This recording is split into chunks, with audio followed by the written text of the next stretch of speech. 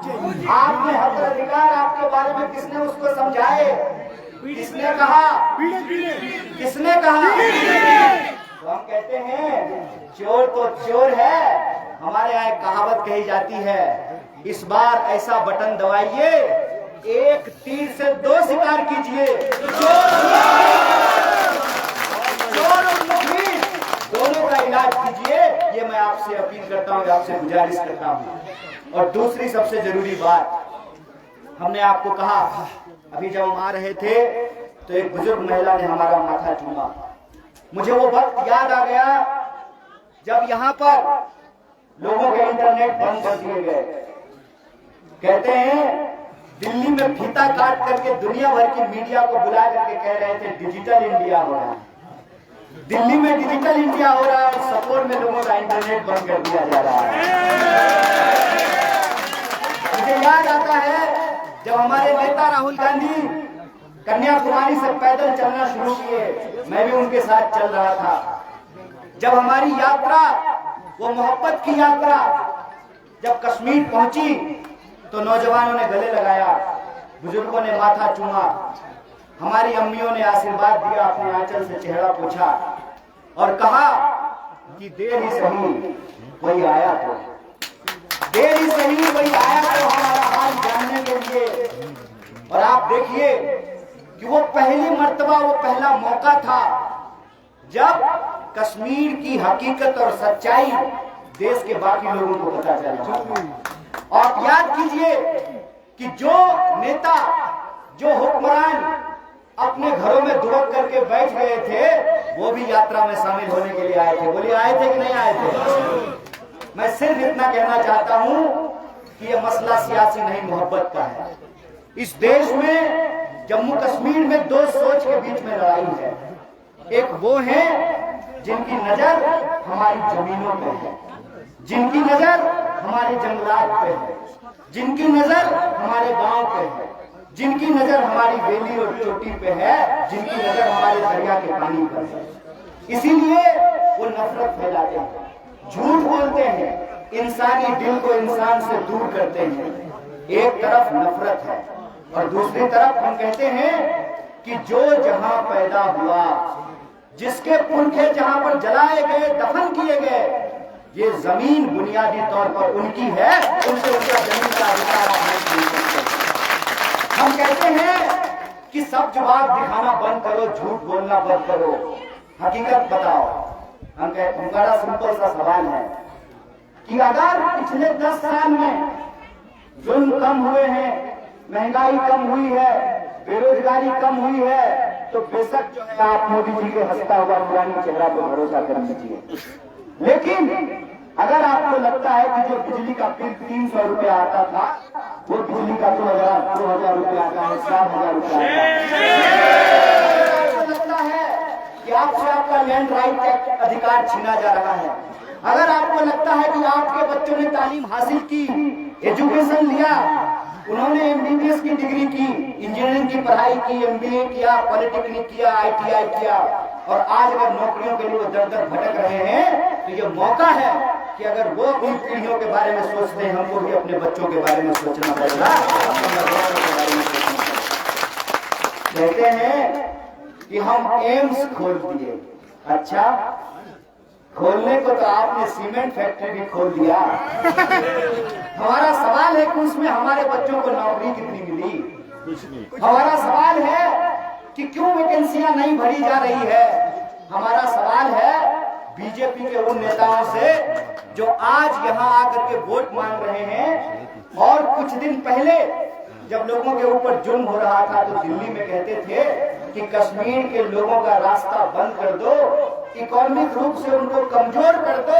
जब वो आर्थिक रूप से कमजोर हो जाएंगे, अपना अधिकार मांगना बंद कर देंगे, तो उनसे आज पूछना चाहिए कि इस देश के आईन ने हमको अधिकार दिया है, और उसी अधिकार का इस्तेमाल करके हम आपको मजा चखाएंगे। इस बात को याद रखिए, हम आपको मजा चखाएंगे और हम दिखाएंगे कि जमहूरियत का मतलब क्या होता है। जमहूरियत का मतलब झूठ नहीं होता है। बड़ा बड़ा पोस्टर लगा करके कह रहे हैं कि कश्मीर में शांति है।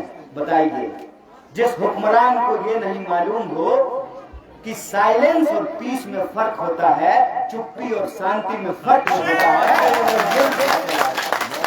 इनको लगता है कि साइलेंस को पीस कहते हैं, साइलेंस को पीस नहीं कहते हैं। हमारे यहाँ कवि हुआ लिखा करता था, शांति नहीं तब तक जब तक सुख भाग न सबका सम होगा, नहीं किसी को बहुत अधिक और नहीं किसी को कम होगा, तब तक शांति नहीं आती है।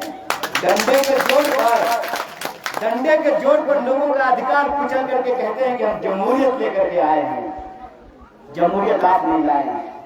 जमहूरियत इस देश के भीतर भगत सिंह जैसे नौजवानों ने अपनी जान गंवा करके लाए हैं।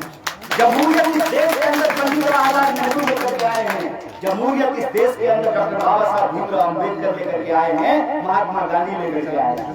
और जिन्होंने गांधी की हत्या की, मोहब्बत की बात करने वाले, सच्चाई की बात करने वाले, लोगों को जोड़ने की बात करने वालों को जिन्होंने हत्या की, आज वही विचारधारा इस देश की सत्ता पे काबिज है। और उसी का नतीजा है कि आप देखिए कि सच बोलने वाले लोगों के ऊपर मुकदमे किए जाते हैं, सच बोलने वाले लोगों का मुंह बंद किया जाता है। जो नौजवान अपने हक के लिए खड़े होते हैं उनको जेलों में डाला जाता है, उनके ऊपर जुल्म किए जाते हैं। इसीलिए मैं अपनी माँ और अपनी बहनों से कहने के लिए आया हूँ, मैं अपने भाइयों और अपने बुजुर्गों से कहने के लिए आया हूँ, ये मौका है कि हमको अपने हक के बारे में सोचना पड़ेगा, हमको अपने बच्चों के रोजगार के बारे में सोचना पड़ेगा, हमको बढ़े हुए बिजली के खिलाफ वोट करना पड़ेगा, बढ़ी हुई महंगाई के खिलाफ वोट करना पड़ेगा। एक सीधा सा सवाल है, आप अपना सेब जब बेचने के लिए जाइएगा तो आपको दाम नहीं मिलेगा। आप अपना केसर बेचने जाएं, अखरोट बेचने जाएं, बादाम बेचने जाएं तो आपको दाम नहीं मिलेगा। लेकिन जब आप दवाइयां खरीदने के लिए जाए तो जो है 1000 गुना ज्यादा जो है आपको महंगा दवाई खरीदना पड़ रहा है। जो खाने पीने की चीजें हैं वो लगातार महंगी होती जा रही है। जो गैस का सिलेंडर 400 रुपए में मिलता था आज 1100 रुपए का मिल रहा है। बिजली बिल महंगी हो रही है, कपड़े महंगे हो रहे हैं, इलाज महंगा हो रहा है। यह जो हमारा सवाल है, इस सवाल में हमको अपने जमहूरियत के सवाल को जोड़ना पड़ेगा। इसीलिए मैं एक बात कहता हूँ कि जमहूरियत की इस लड़ाई को बड़ी संजीदगी से लड़ने की जरूरत है। और अगर आप संजीदा हैं तो आखिरी बात सुन करके मैं अपनी बात खत्म करूंगा। अभी हमारे दोनों कैंडिडेट ने, डार साहब और लोन साहब ने हमको बताया कि बहुत सारे आजाद कैंडिडेट खड़े हुए हैं। जनाब, ये आजाद नहीं है, अमित शाह के गुलाम है, इस बात को याद रखिएगा। ये आजाद नहीं, गुलाम है, इस बात को याद रखिएगा। और ये इंडिपेंडेंट नहीं है, ये भाजपा पे डिपेंडेंट है, इस बात को याद रखिएगा। इस बात को याद रखिएगा कि ये नफरत के इंजीनियर हैं। अमित शाह इस देश में नफरत फैला रहे हैं। इसीलिए अगर आप इनको जवाब देना चाहते हैं तो आपके पास एकमात्र विकल्प है, और वो विकल्प है कि अगर आप मोहब्बत को जिताना चाहते हैं और नफरत को हराना चाहते हैं। हमारी माँ, हमारे बुजुर्ग एक बात कहते हैं कि कीचड़ से कीचड़ साफ नहीं किया जा सकता है, कीचड़ से कीचड़ साफ नहीं किया जा सकता है, नफरत से नफरत को हराया नहीं जा सकता है। अगर नफरत को हराना चाहते हैं तो हमको मोहब्बत को जिताना पड़ेगा। और मोहब्बत वाली पार्टी, मोहब्बत वाले नेता कांग्रेस पार्टी में खड़गे साहब है, राहुल गांधी है। वो ऐसा है कि नहीं है? आप सबका समर्थन इस बात का है कि नहीं है? अगर इस बात का समर्थन है तो आज हम भगत सिंह को याद करके एक बात कहते हैं कि भगत सिंह ने कहा था कि बम और पिस्तौल कभी इनकलाब नहीं लाता है। हमारे लोन साहब इनकलाब का नारा लगा रहे थे।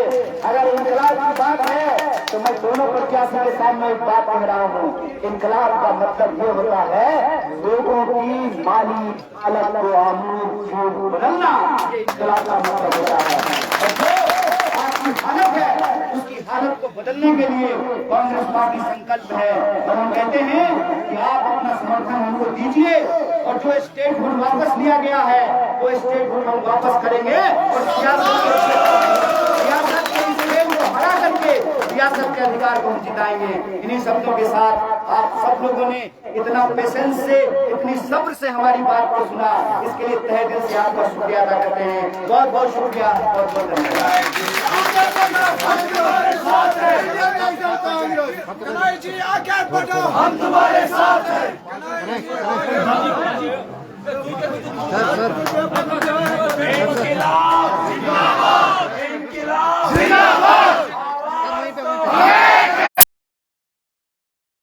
गठबंधन जीतेगा इंडिया गठबंधन, जहाँ पे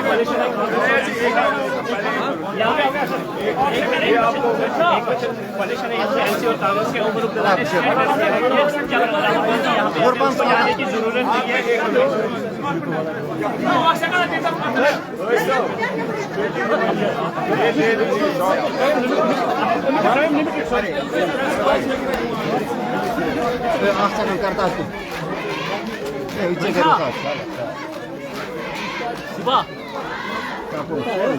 भाई फ्रेम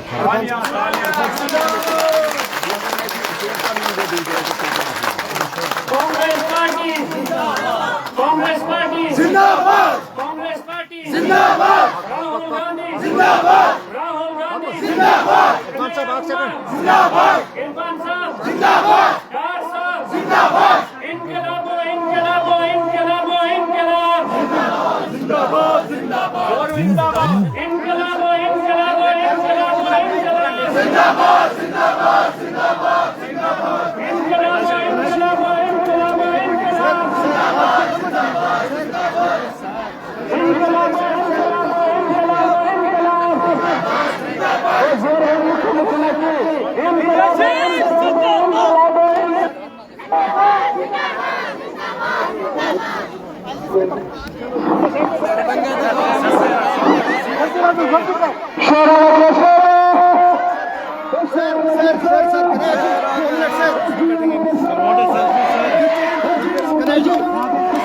किस तरह का सपोर्ट मिल रहा है? बहुत जबरदस्त सपोर्ट है, उत्साह है, मुझे पूरा भरोसा है कांग्रेस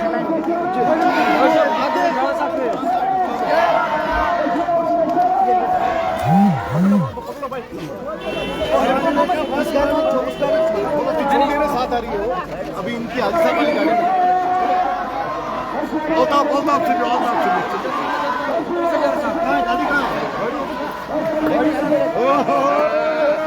राहुल गांधी जिंदाबाद,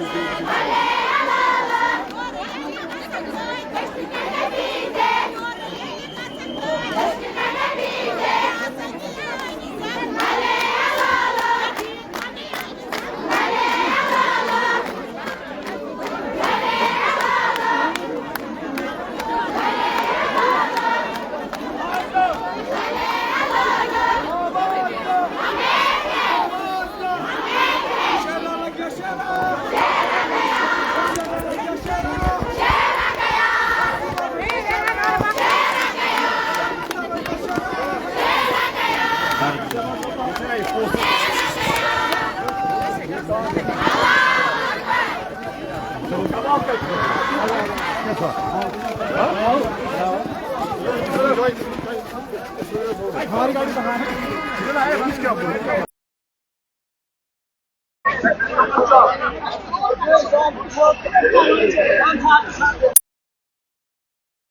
बहुत अच्छा यहाँ वेव है यहाँ पर इंडिया अलायंस की। इंडिया अलायंस जीतेगा इंशाल्लाह। जिस तरीके से मोदी जी के सपने को इंडिया अलायंस ने चकनाचूर किया, 400 पार नहीं करने दिया, हमें उम्मीद है वही सियासी थप्पड़ जम्मू कश्मीर का अवाम मोदी जी को देगा और यहाँ पर ये जो अलायंस है कांग्रेस एनसी का, इसको बहुमत मिलेगी। हमें पूरी उम्मीद है यहाँ पर इस इत्तेहाद को लोग अपना एतमाद देंगे। आप इख्तियार में आए क्या स्टेट बोर्ड के साथ साथ हम समझते हैं ये मोदी जी का देश नहीं है, ये गांधी जी का देश है। जो अधिकार हमारे अधिकार जो संविधान में है उनके लिए हम फाइट करेंगे और इंशाल्लाह हमें उम्मीद है इंशाल्लाह वो बहाल होके रहेंगे।